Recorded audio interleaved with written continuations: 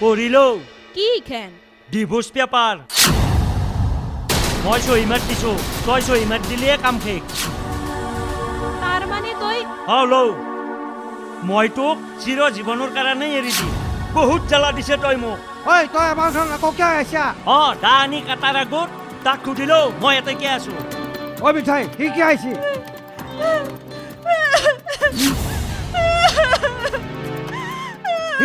এই আকৌ কি হ'ল ঐ হবা লগৰ কি হৈছে তেনেহ'লে কওঁ শুন মই নিতেক ডিভোৰ্চ দিবা 70 পাই কাগজ লৈ আনছো আজিৰ পৰা আৰু আমাৰ দুৰো গিৰেক ঘৈণীয়েকৰ সম্পৰ্ক নাই শেষ শুনা অ। ঐ হাপা তই বিয়া পাতিম বুলিয়ে পাতিলি এতিয়া এৰিম বুলিয়ে এৰবা খুচ্ছা এইটো কেনেকা কথা ঐ হাপা ঐ তোৰ মতে নহ'ব চব কথা আমাৰো সিদ্ধান্তৰ কথা আছে বিধায়িকা গৰু ছাগল পাইছা নেকি দৰকাৰ হ'লে দৰক দিবি দৰকাৰ নহ'লে এৰি দিবি আপা তাক আল্টিমেটলি মোৰ ডিভোৰ্চ দিয়া হৈয়ে গেছি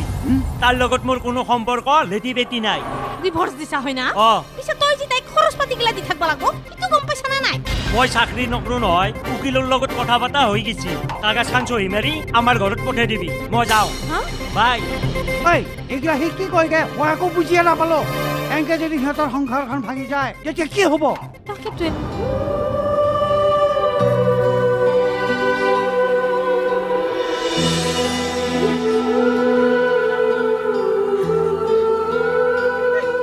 হ'ব দে ঐ মিঠে কিমাননো আৰু কান্দা কান্দি কান্দি তোৰ চকুনো বিষোৱা নাই না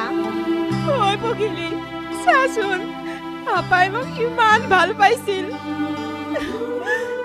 আৰু আজি মোক এৰি দিব পৰা হ'ল সি ল'ৰাটো একেবাৰে ভাল নহয় মিঠে তই তাক মনৰ পৰা একেবাৰে বাহিৰ কৰি দি পাপাক মই মনৰ মাজত যিটো কথাত ৰাখছো তাৰ পৰা বাহিৰ হৈলে দিয়া একো শুনা নাই